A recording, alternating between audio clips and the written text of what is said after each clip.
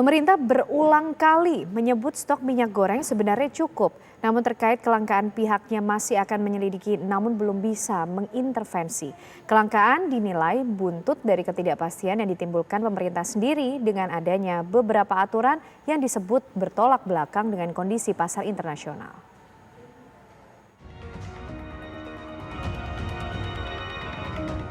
Komitmen pemerintah dalam menjaga stabilitas harga minyak goreng dalam negeri terus diuji dengan situasi yang penuh ketidakpastian saat ini.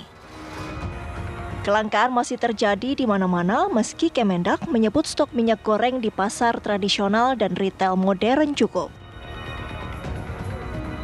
Tenaga ahli utama kantor staf Presiden Edi Priyono menyebut stok minyak sebenarnya cukup. Terkait kelangkaan pihaknya masih akan menyelidiki namun belum bisa mengintervensi. Itu sebenarnya kalau di pengamatan kami dari kantor staf presiden melakukan monitoring kok ya. Dan setiap hari itu kita monitoring harga, setiap minggu kita monitoring di lapangan. Itu kita menemukan pola yang cukup jelas bahwa di supermarket atau hipermarket itu minyak goreng 14.000 itu ada dan stoknya cukup banyak. Baik.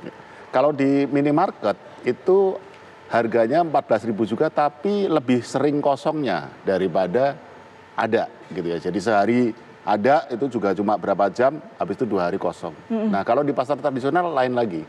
Pasar tradisional itu yang harga 14.000 itu biasanya dijualnya 15.000 kalau di pasar tradisional. Bapak Menteri Perdagangan kan berkali-kali menyatakan bahwa barang itu ada. Betul. Nah kalau barang itu ada, di lapangan ada kelangkaan berarti persoalannya di distribusi.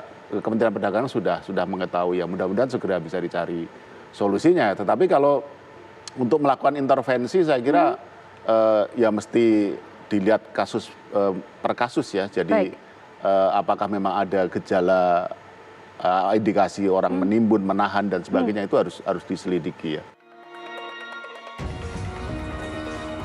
Kelangkaan saat ini dinilai buntut dari ketidakpastian yang ditimbulkan pemerintah sendiri dengan adanya 4 peraturan menteri dalam negeri dalam sebulan terakhir. Beberapa aturan disebut bertolak belakang dengan kondisi pasar internasional terkait harga CPO bahan baku minyak goreng. Kalau benar CPO DMO itu sudah banyak, yang jadi persoalan kan ini sudahkah disalurkan ke pabrik-pabrik minyak goreng yang dia tidak terintegrasi dengan kebun. Ketika pemerintah tidak bisa memastikan pasokan CPO hasil DMO itu ke pabrik-pabrik minyak goreng yang tidak terintegrasi dengan kebun, itu kan pabrik-pabrik minyak goreng ini kan harus berbelanja ke pasar ya untuk membeli bahan baku CPO itu. Nah, kalau pabrik minyak goreng itu tidak mendapat pasokan CPO hasil DMO, dia kan harus beli yang 17.000, 18.000 kan bahan bakunya. Ketika diolah, nggak mungkin dia jual 14.000 kan, 13.500. Dia menjual pasti mungkin 19.000, 20.000, 21.000 gitu ya. Gitu. Pemerintah lewat kebijakan DMO dan DPO itu saya sebut intervensi pasar dengan melawan pasar. Nah ketika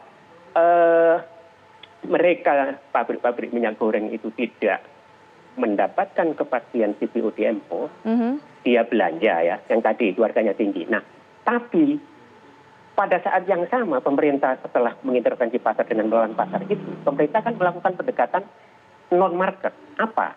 Menggunakan tangan Satgas Pangan untuk memastikan kebijakan-kebijakan yang dibuat oleh pemerintah itu berjalan di lapangan. Baik, nanti kita akan menimbulkan ketidakpastian. Tim TV One mengabarkan.